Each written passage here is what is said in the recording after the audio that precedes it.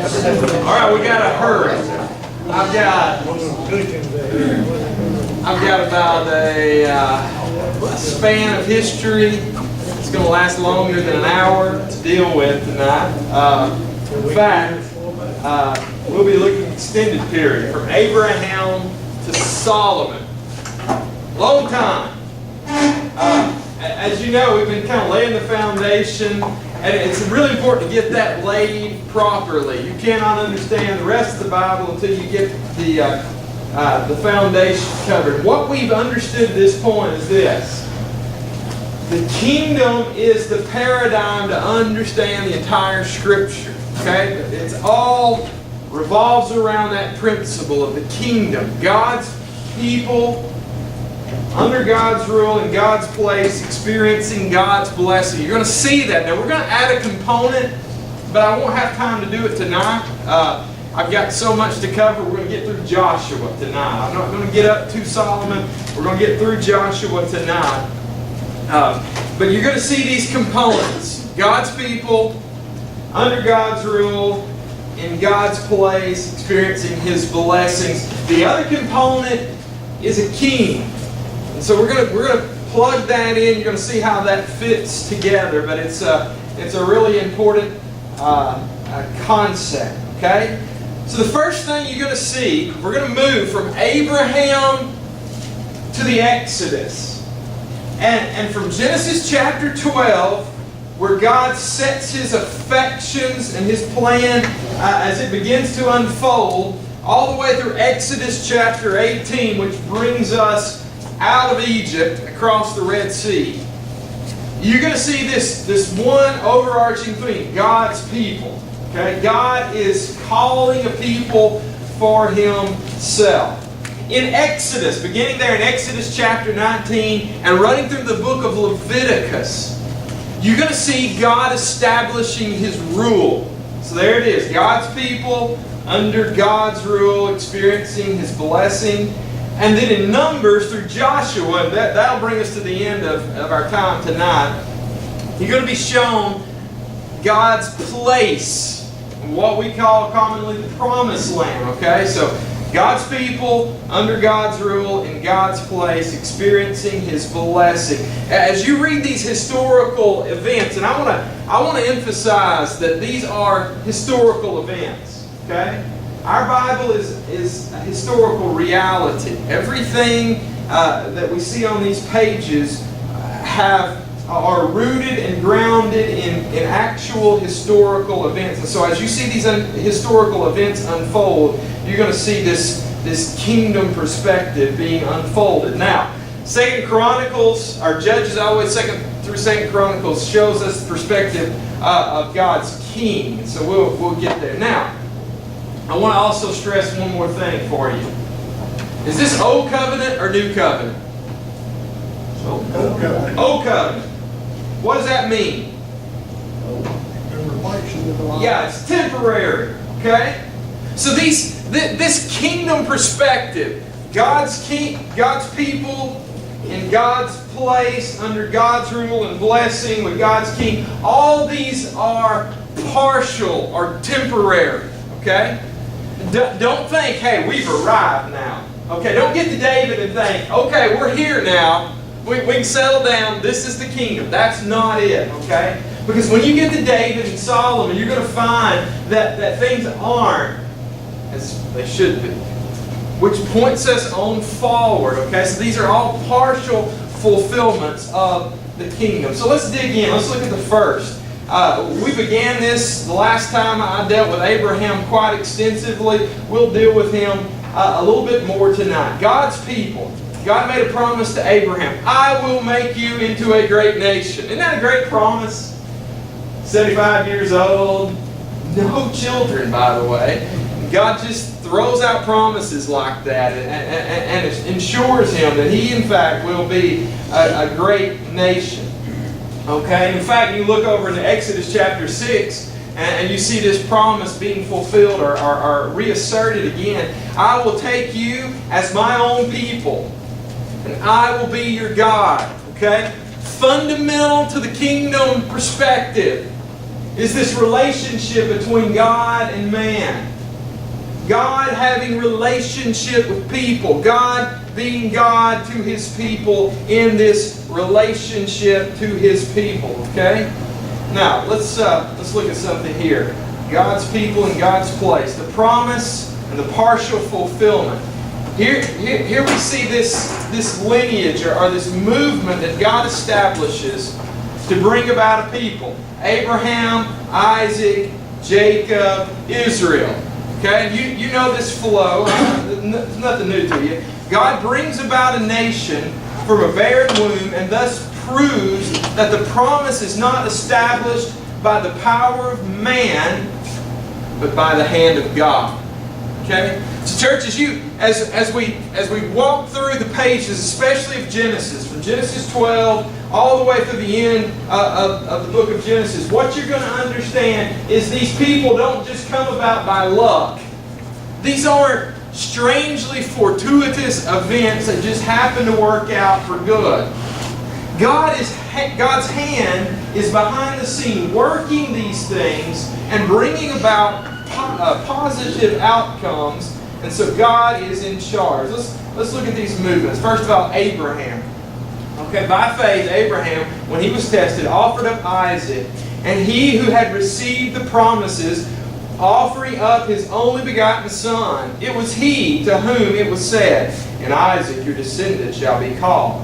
He considered that God is able to raise up people even from the dead, from which he also received him back as a type. Okay? So the author of Hebrews is commenting on what happens in Genesis chapter 22, where God tells him, basically, kill the promise.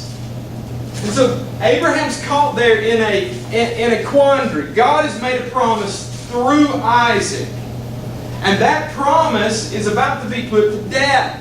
Now the real question for Abraham is, will he trust God to make good on his promise, even if the promise is forfeited, so to speak? And so that's the real crux of the situation. Now, let me re-emphasize one truth for you. Listen to me real well, okay? The promise does not come about by human means. God is the guarantor of the promise. If it's going to happen, it's going to be done according to God's power and God's plan.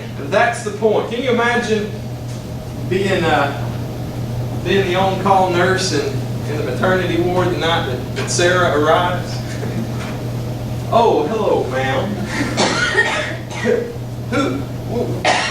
Will we be taking you to the geriatric wing? No, I'm here for the obstetrics. Oh, you've got a great-granddaughter having a baby. No, I'm here to have a baby. Can you imagine that kind of discord? This is the reality of what you're dealing with in Genesis. It's absurd to think that Sarah and Abraham can have a baby.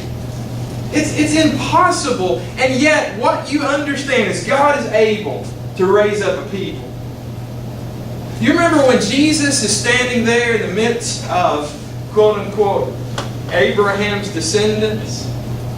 And he says, God is able to raise up from these stones sons to Abraham. Okay? God is able. So that's the promise being kept. You see this played out. God's people. After the death of Abraham, the promise is established through Isaac and Jacob. You know the story. Okay, Abraham dies. Isaac marries Rebekah. They have twins, namely Jacob and Esau. Okay? Now, again, you see the unlikelihood of God's people being a special group, because who's chosen in this mix? Is it the older one? No. Little Jacob. Sweet little Jacob, right? I mean, he's a rascal. You read this story and you're going, why in the world did God choose him? If I'd have chose, it wouldn't have been Jacob, okay? And here's, let me not jump ahead of myself. Jacob is chosen by God to be the vessel of promise. He was younger. He was a scoundrel and a deceiver. God doesn't choose people based on their merits. That's the point in the story, okay? When you read the story of Jacob, you understand this guy didn't deserve to be chosen. God doesn't choose on the basis of, He doesn't look at us and say, well, you're a good one, I choose you. That's not how God works. That's not God's plan of grace. God works differently. Jacob has 12 sons. You know the story. And yet they're anything but model citizens. If anybody ever deserved to be on Jerry Springer, it was Jacob and his family. I mean, these people were a mess. All right? You can do a case study on them. I've got a friend, and it's not a funny situation. A friend of mine, David Falcon, I went up and did a little revival thing for him back in the winter. His wife's family have some very deep-seated issues. One of her brothers committed suicide. The other one has some just huge emotional imbalances.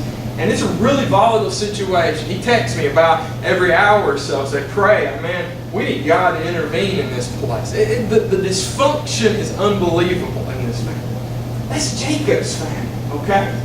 They don't get along. They don't like each other. There's not only one mother, there's 4 mothers, okay? And you can imagine the mix that goes along with this. There's the one group doesn't like the other group. There's favoritism between that. You know how it goes.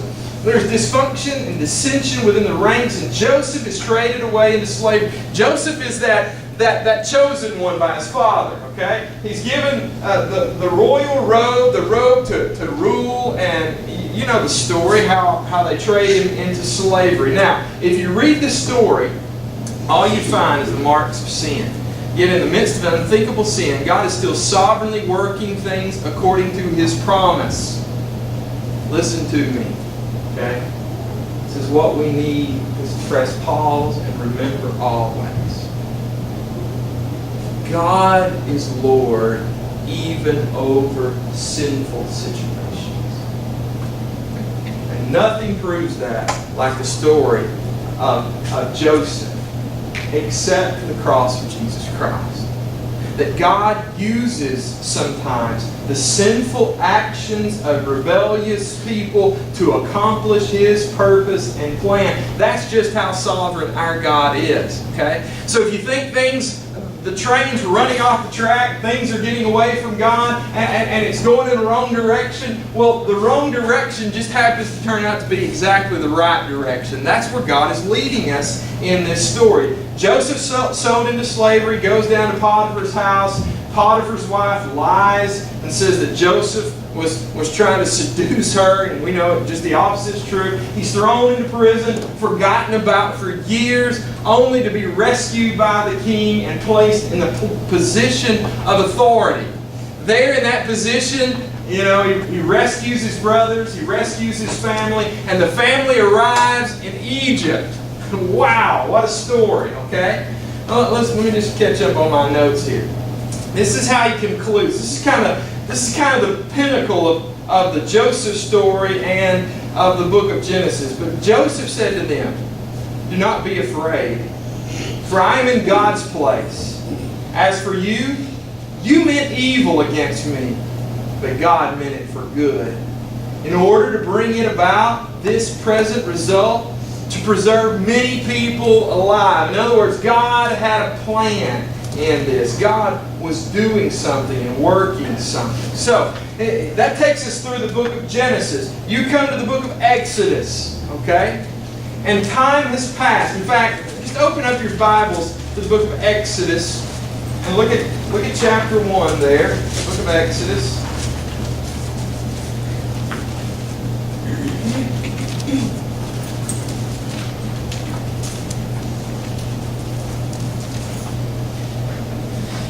Jacob and his family have been relocated because of the drought to the promised land, or out of the promised land into Egypt.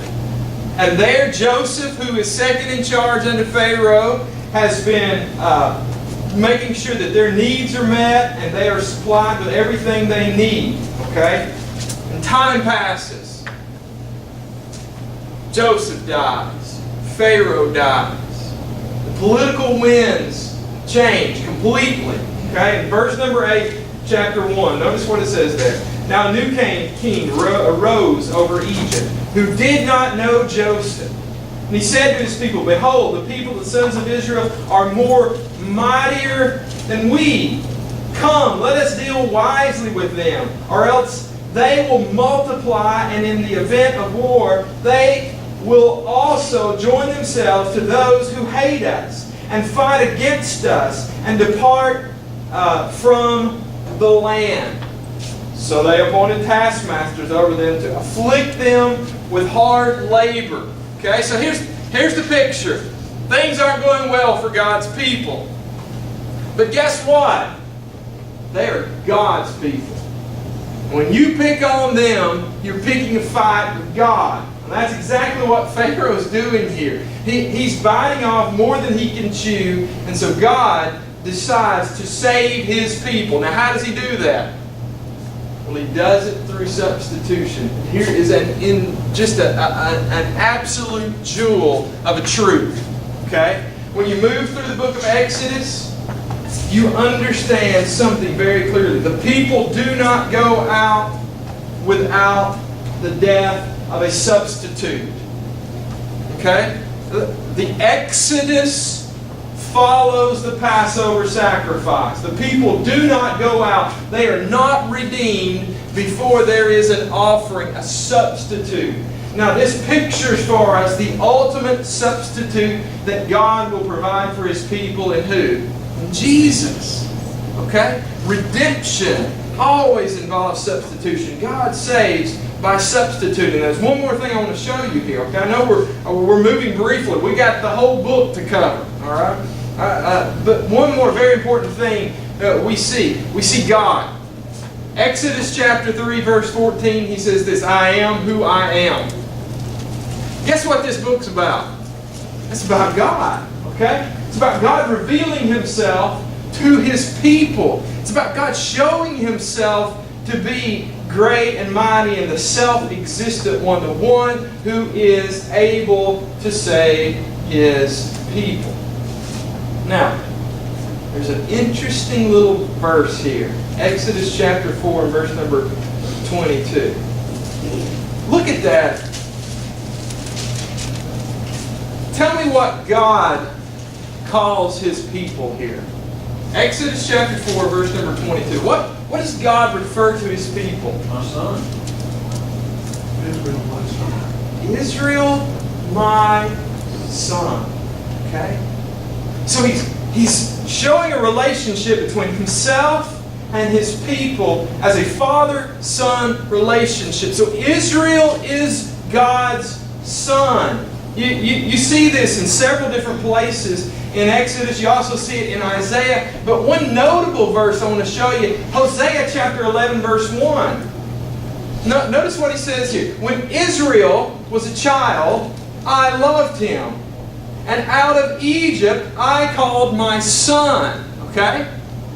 Now guess what happens? The New Testament, Dr. Matthew is looking back at the Old Testament and seeing that the Old Testament's pointing forward to the New Testament. And you know what he does? He picks up this theme and this verse right here. And guess what? Guess who he calls the Son of God? Jesus. Look, notice here, Matthew chapter 2, verses 13 through 15. Now when they had departed, behold, the angel of the Lord appeared to Joseph in a dream and said, Rise, take the child and his mother, and flee to Egypt, and remain there until I tell you. For Herod is about to search for the child to destroy him. And he rose and took the child and his mother by night, and departed to Egypt, and remained there until the death of Herod. This was to fulfill what the Lord had spoken by the prophet. Out of Egypt I called my son. What can we conclude from this? Guess what? Israel Israel in the Old Testament points us forward to the true Son of God. Okay? The one who will be faithful. You remember the picture of God calls His Son out of Egypt. Jesus comes out of Egypt. Okay? And He comes onto the scene by going where? To the Jordan River. You remember? He comes through the water. Okay? And after He comes through the water baptism, where does He go? He goes out in the desert for 40 days. Does this sound vaguely familiar to what happens in the Old Testament? It's a picture. Israel presents for us a picture. It points us forward to the true and faithful Son of God. Jesus is the fulfillment of the picture. God's faithful people versus God's unfaithful people in the Old Testament. Okay? Who is the fulfillment of Israel's God's true Son? Jesus is. Okay? God's rule and blessing. So we see God's people. That is Israel. God's Son. Okay? He's chosen them out of all the people. Not because they deserve choosing or not for any other reason, but God chose them and made a promise. Now let's look at the second thing. Okay? So God has delivered Israel out of Egypt. And then they go straight to the promised land, right?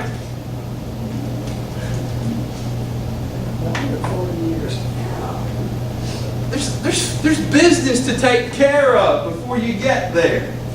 You know what it is?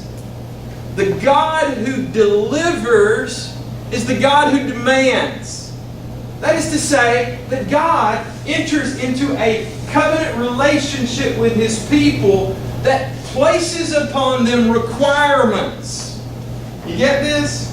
So God delivers them, redeems them out of bondage, but enters into a covenant relationship that places requirements on His people. In other words, I'll give you the short version, He takes them to Mount Sinai, okay, and gives them the law. He gives them His covenant law.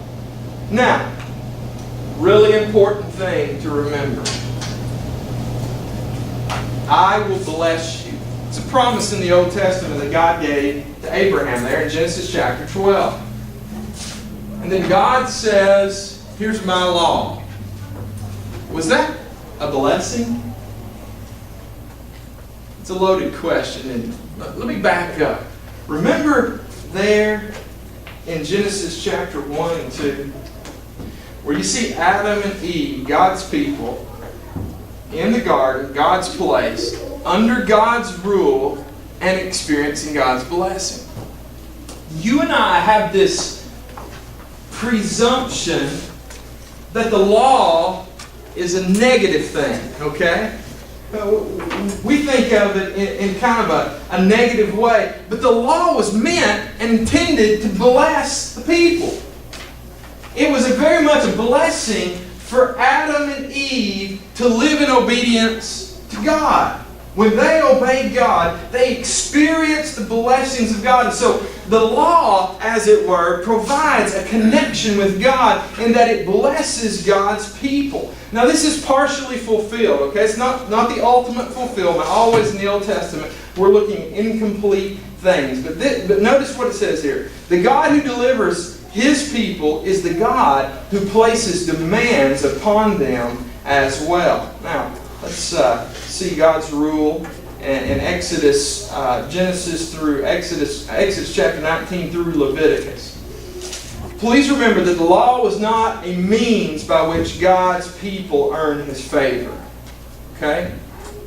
Never was. Look with me to Exodus and look at Exodus chapter 20. If you know anything about the book of Exodus, Exodus chapter 20 is the place where God gives the law to His people.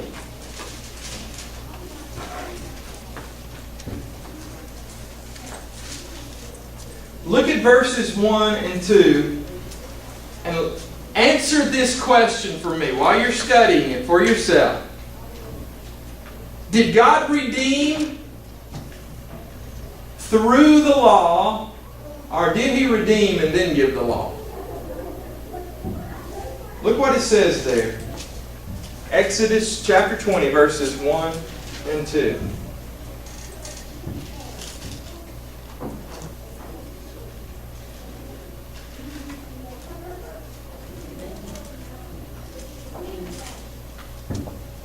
Let me rephrase my question. Was the law a means through which God redeemed His people? Never. Okay? God takes them out of slavery and then gives them the law. He doesn't say, if you keep my law, then I will redeem you. You understand the connection here, okay? The law was to reflect who the people were. You are the people of God, and so this is how you must conduct yourselves. You got the picture here? The law is not a means of making wrong people right with God. God has delivered and redeemed His people. The law pictures for us a picture of who God's people should be. You find this very clearly in the book of Leviticus. Be holy, God said, for I am holy. That's a reflection of the law. God's people should be holy. Why? Because God is what? Holy. He's holy. Our actions, our attitudes, our behaviors must reflect who we are because we are God's people. These are not, the law is not a means of finding redemption in God, okay? The people had been redeemed before they received the law. Obedience is not a desperate attempt to earn salvation. It is a response to the salvation God has already achieved, okay? Obedience is the response, the proper response of God's salvation. The law was given to indicate what it means to be God's covenant people. Now, therefore, if you will indeed obey my voice and keep my covenant, you shall be my treasured possession among all the peoples, for all the earth is mine. So it puts us in this relationship. Now here's the picture, okay? Oops, let me back up. Covenant obedience equals covenant blessing. God's people in God's place, under God's rule, experiencing God's blessing. When God's people obeyed Him, they are blessed. Adam and Eve had a blessed life as long as they obeyed God. They experienced the fullness of God. And so when God takes His people out of bondage, when He redeems them, He takes and immediately establishes His rule in their lives so that they could be experiencing both the obedience and the blessings of obeying God Almighty. God's rule and blessing, there you see that. God redeems His people for a relationship. Now, this brings us in Exodus to the establishment of the tabernacle. Okay, you know the tabernacle. I think I've got a picture in here somewhere. Let's see if I can move forward in this. Here's a picture of the tabernacle, okay? In this, you see the division. Curtain is here separating the holy place from the court, okay? Inside the holy place, you have the table of the presence. In this table of the presence was the bread of the presence, okay? Guess how many loaves of bread were there? 12 loaves of bread. Meaningful? Yes. How many tribes of Israel were there? 12. Okay? And this represents for us God's provision for His people. Okay? It was a reminder, visual reminder of God's provision for His people. Now right across the way you have a picture of the golden lampstand. We know it as a menorah. Okay? And this lampstand would burn perpetually. Okay? And in that light would always be lit. It was kept burning 24/7. And as the light was given off, it reminded the people of God's protection. That is to say, that God's always watching. He always has His eyes on His people. The light of God never goes out. His presence is always with His people. You move here to the altar of incense. And there, incense would be burned and wafted up to heaven, picturing for us the prayer of God's people. And the important part of that is this, is that God hears the prayer of His people. You remember what they did when they were in Egypt? When they were in bondage, what did the people do? They cried out to God. And guess what they found out? By the way, God was listening. He heard their prayers. And so this little altar of incense is a perpetual reminder to His people that God is in fact one who hears prayer. Let me back up for just a second. Okay, y'all know what this is? Part of the covenant. All right. What was inside? Aaron's rod, manna. Aaron's rod, the buddy. Yeah. The Ten Commandments, okay? This is what they carried the covenant around in. Alright? And on top of it, this little area here is known as the what? The mercy seat. Okay? And the cherub as now, I don't know if it looked exactly like this. Maybe Indiana Jones, the Raiders of the Lost Ark did a better job with it. But that's all I could find today. Okay, but this area, the mercy seat and the cherub, right here is a picture where God manifests His presence. So if you go forward here, and you see this separation. The priest could come in this area, but only the high priest could enter this area. And he could only enter that area one time a year. Yom Kippur, the Day of Atonement. This year, it fell not yesterday, but a week prior. Okay, on the Sabbath, it fell. But on Yom Kippur, the priest would enter in, and what he would do. Let me back up to my image here. He would enter in, and he would offer a sacrifice, and he would sprinkle the blood right here on the mercy seat. Okay? And it was a picture of atonement. It was a picture of this propitiation of God turning away the wrath from His people to the sacrifice. Again, this common denominator. Salvation through substitution. God presenting His people. Now, there's an important thing that I want to get right here. Exodus chapter 25, verse number 22. There I will meet with you. And from above the mercy seat, from between the two cherubim that are on the ark of the testimony, I will speak with you about all that I will give you in commandment of the people of Israel. So this ark for us pictures a place where God and His people meet. It's the nexus for us of the relationship between God and man. The covenant, the sacrifice, and the presence of God. This is God's people under God's rule in this particular situation. Now they're doing some sacrifices here. You know the story about the sacrifices. They are done almost continually. And in fact, you see a picture of this in Hebrews. We dealt with this when we studied on Wednesday night the book of Hebrews, but it gives a little commentary. I want to read it to you. Hebrews chapters 10, verses 11 and 12. Here's what it says. And every priest stands daily at his service, offering repeatedly the same sacrifices which can never take away sins. Now, let me ask you a question. What is the posture of the priest under the Old Covenant? What's their posture? Are they slouched on the couch?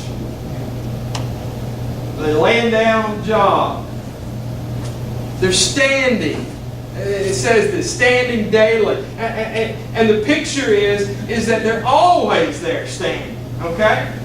Why is that? Because their work is never done. Because sin is never fully dealt with under this old covenant. And every priest stands daily at his service, offering repeatedly the same sacrifices which can never take away sins. Okay? So under the old covenant, the picture is there is no remedy for sin.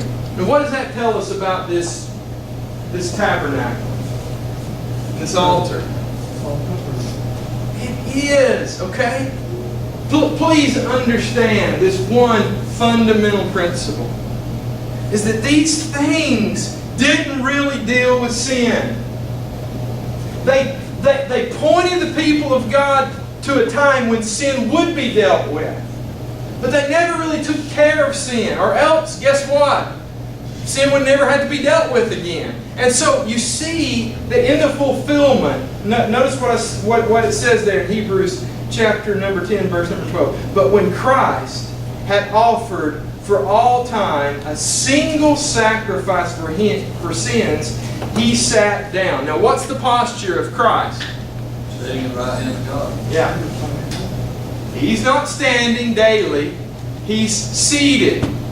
And so the contrast is clear. Standing priest in the Old Covenant, they have to stand because their work's never done. But Jesus, one sacrifice for all time, is able to sit down at the right hand of God because His work is done. That is to say, it's brought to a completion. Sin is dealt with.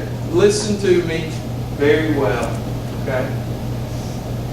The Old Covenant points us forward to a new covenant. These sacrifices, as important as they were, point us forward to a greater sacrifice. And the priest in the temple point us forward to a greater priest. And so all these things, the temple, the altar, and the sacrifice, they point us forward. Their job is to move our attention forward. So you see God's people under God's rule, experiencing God's blessing. And now, here's the question. Where are they? They're in the desert. I mean, in the Exodus, did God say, here's a desert for you. Enjoy the wilderness. That's kind of how we feel in church sometimes, you know. It's like we're standing at Kadesh Barnea and wondering, you know, are we ever going to inherit the promised land? Are we going to ever go in to God's rest and realize the fullness of God? The people of God are set apart by God, redeemed by God, experiencing God's rule, except they're not plugged into God's place. And so when you move from the book of Leviticus into the book of Numbers, and you move from Numbers to Joshua, you see the place that God has for His people. Okay, we call it the Promised Land. Now, let's just review real quick. Kadesh Barnea. The people stand right on the verge of the Promised Land. I wish I had a map, but they stand right on the verge of the Promised Land, literally looking over into the place of God's fullness and blessing. You remember what they do? They sent out a reconnaissance mission. 12 spies. And these 12 spies take 40 days to go through the land. You remember how the story goes. And they go from one end to the other. It's about, I think it's about a 500-mile round trip of the trip they go. Okay? And as they go, they find the land is bountiful.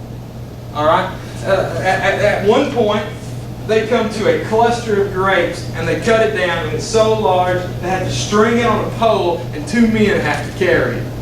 Which, by the way, if you know anything about Israel, their tourism today has a symbol of a cluster of grapes strung over a pole carried by 2 men. Okay?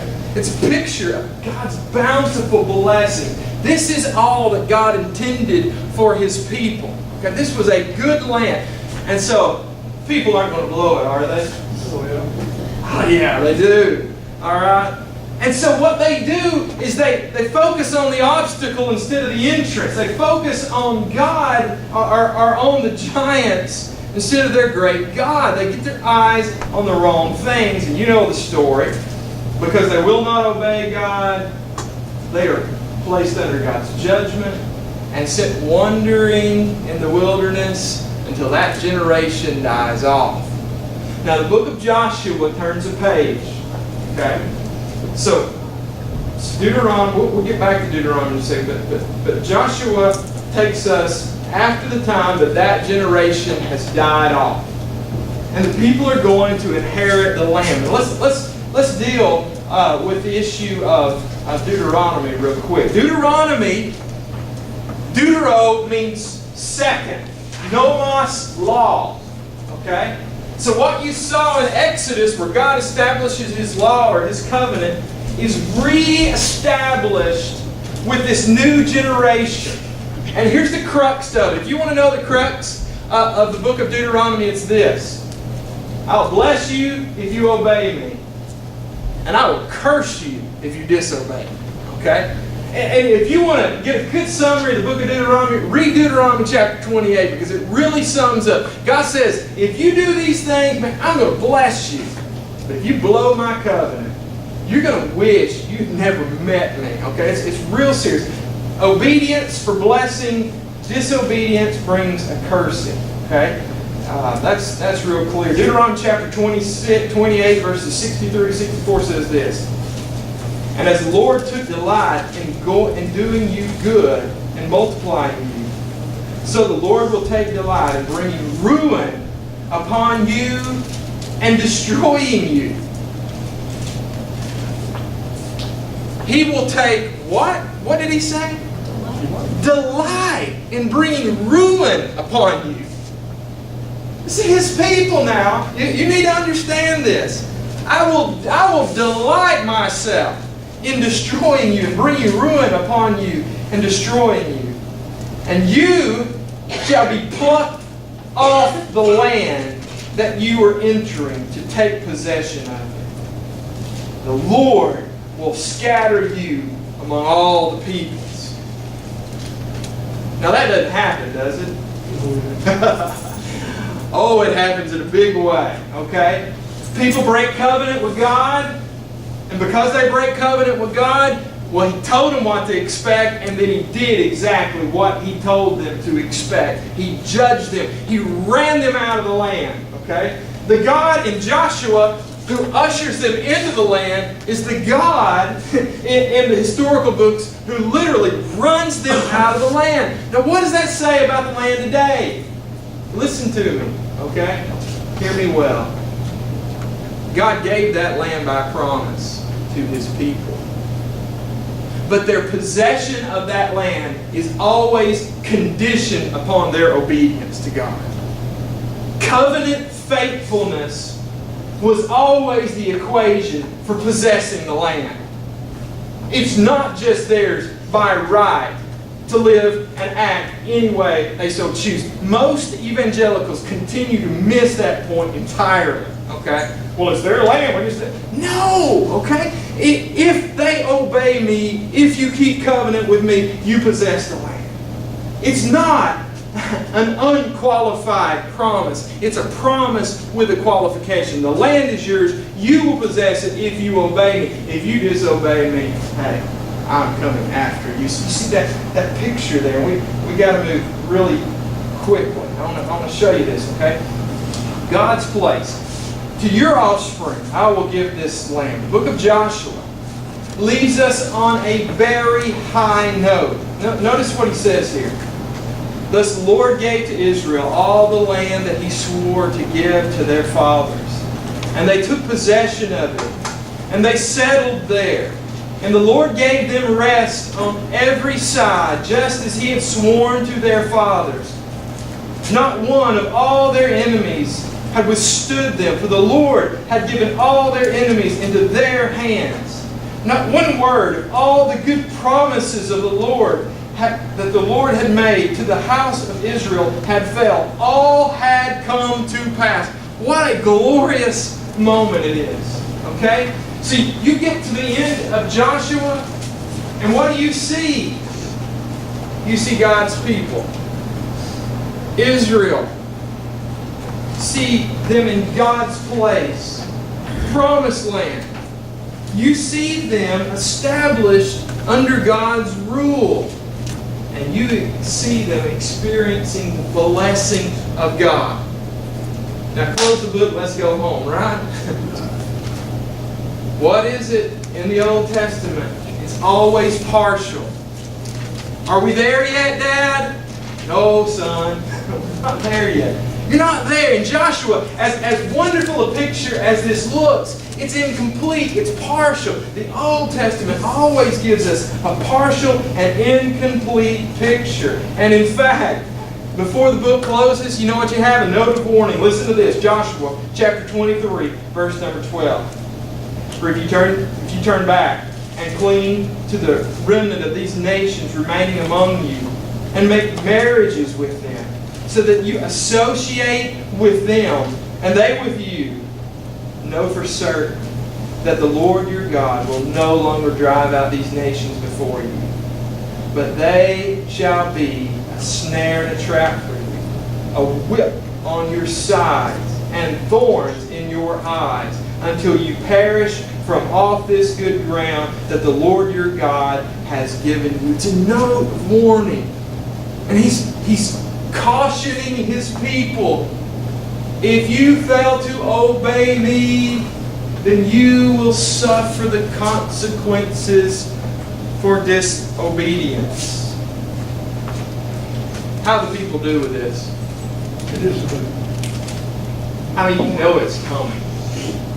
You know it's coming because the story is not over, okay? I mean, that's a pretty good indication that when you get to Joshua, in the end of Joshua, you know, this is not kind of the finish line. There's a lot more story to come. And you realize that the people are not going to do what God's asking the people to do. And what does that point us forward to? It points us forward to one who will. Okay? God's blessings are realized through obedience. The obedience of Christ. Okay? When you read this book and you see the story of redemption, you're getting this grand movement of redemption, and it's kind of like a rapids, and it's pointing us and pushing us and thrusting us to and through the work of Christ. And let me paint the picture for you one more time, okay? Egypt was in bondage. Israel was in bondage in Egypt. God said He's going to deliver His Son. So He goes down with a strong arm. He takes him out of Egypt. And they go, as it were, through the water and into the wilderness. And in the wilderness, were the people faithful? They were unfaithful. Okay? And it brought judgment upon them. In the New Testament, you see one. It's called God's Son, who's called out of Egypt. And He goes through the waters, as it were. And He goes into the wilderness. It's not 40 days, it's not 40 years, it's 40 days. And there He's tested and tempted, much like Israel was tested and tempted. But in this, we find one being faithful to God. Here's the picture in the Old Testament. It's a picture of incomplete, isolated in a sense that one cannot arrive on his own, and utterly dependent upon the power of God. And it's pointing us ever so forward to the work of Jesus Christ on our behalf. Now I want to show you one thing before we close out. We've got just a couple of minutes. Would you look at the book of Deuteronomy with me real quick? We're going to deal with this issue of God's people real briefly. Look at the book of Deuteronomy. And look down to chapter 7, verse number 6.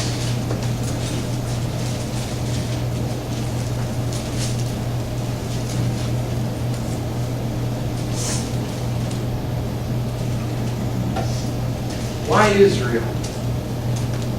That's one question I want to deal with before we close. Why Israel? Or we could ask, why Abraham? Or why Jacob? Why Israel? Notice what it says here. Deuteronomy chapter 7, verse number 6. For you are a holy people to Yahweh your God.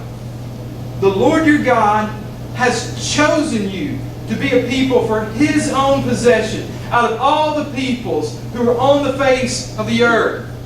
So here's the picture of all the peoples God could have chosen. He put His affection and love on one particular people. That is Israel. Now, the question is why? Why did He do that? Verse number 7 tells us the Lord did not set His love on you, nor choose you, because you were more in number than any of the peoples. For you were the fewest of all peoples. But because the Lord loved you and kept the oath which He swore to your fathers, the Lord brought you out by a mighty hand and redeemed you from the house of slavery, from the hand of Pharaoh, the king of Egypt. Okay? Guess what? It wasn't because Israel was the most impressive group. It wasn't because of that. Why did God choose Israel out of all the nations to be His people and to redeem them? He loved them. This is that chesed. Y'all say that? Don't point at anybody when you say that. You got to get the real deep guttural chesed. And it means covenant love. Okay? That God entered into covenant relationship. He chesed. He loved His people.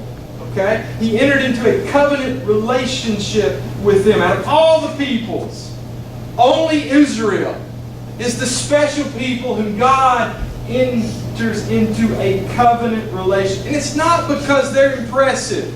Okay? It's not because of their stature or what they do or haven't done. They're really unimpressive, as it were. But God, in His sovereign purposes, enters into relationship, loving relationship with His people. Notice verse 8. But because the Lord loved you and kept the oath which He swore to your fathers, the Lord brought you out by a mighty hand. Verse 9. Know therefore the Lord your God.